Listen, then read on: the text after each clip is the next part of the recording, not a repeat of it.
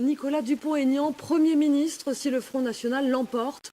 Marine Le Pen l'a annoncé ce matin lors d'une conférence de presse en présence du candidat souverainiste. Hier, sur ce plateau, Nicolas Dupont-Aignan avait appelé à voter Marine Le Pen au second tour. Ils ont présenté leur accord gouvernemental il y a quelques heures. Thierry Curté, Maya Boyer. Côte à côte, Marine Le Pen et Nicolas Dupont-Aignan, un nouveau couple dans la campagne. Ils veulent donner le plus de poids possible à l'image, leur poignée de main, leur accord et une annonce. Présidente de la République, je nommerai Nicolas Dupont-Aignan Premier ministre de la France. Appuyé par une majorité présidentielle cohérente et unie par l'intérêt national que nous ferons naître avec lui, nous constituerons un gouvernement d'union nationale.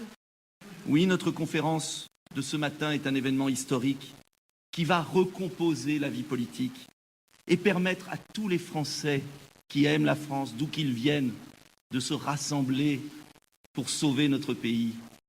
Nicolas Dupont-Aignan explique qu'il n'a pas été difficile de trouver un accord.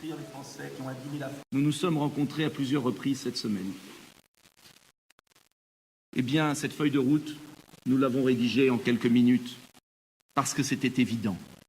Il dit avoir obtenu des inflexions dans le programme de Marine Le Pen concernant les taxes sur les importations, l'aide aux handicapés et la reconnaissance du vote blanc.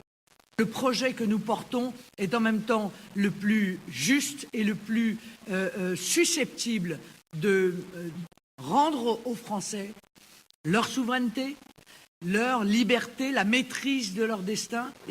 Nicolas Dupont-Aignan est le seul chef d'un parti politique à se rallier à la candidate du Front National. Il a recueilli 4,7% des voix au premier tour de la présidentielle. Et on retrouve en direct du 8e arrondissement de Paris Jean-Baptiste Marteau. Bonjour Jean-Baptiste.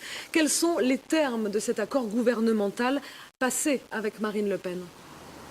Eh bien, Marine Le Pen le dit elle-même, c'est désormais un projet commun. Alors, pas beaucoup de changements sur les 144 propositions qui étaient les siennes dans son programme, à l'exception de 6 d'entre elles et pas des moindres, notamment sur la sortie de l'euro. Ce n'est plus un préalable à toute politique économique, peut-on lire dans ce projet d'alliance. C'est vraiment une concession importante pour Marine Le Pen. Elle ne le fera pas tout de suite si elle est élue. Elle négociera avec les partenaires économiques, avec les autres pays européens, avant de sortir éventuellement et de faire une monnaie nationale. C'est vraiment un argument pour tenter de convaincre l'électorat de droite du premier tour. On peut également citer la scolarisation des enfants d'étrangers clandestins. Marine Le Pen voulait la rendre payante, ce ne sera plus le cas. Ou encore, elle promet désormais une grande loi de moralisation de la vie politique. C'est vraiment une nouveauté au Front National. Il faudra désormais, si elle était élue, eh bien, avoir un casier judiciaire vierge pour être candidat à une élection. Alors c'est désormais un couple qui va faire campagne main dans la main. Et dès lundi, à l'occasion du discours du 1er mai à Villepinte, Nicolas Dupont-Aignan prendra la parole en tant que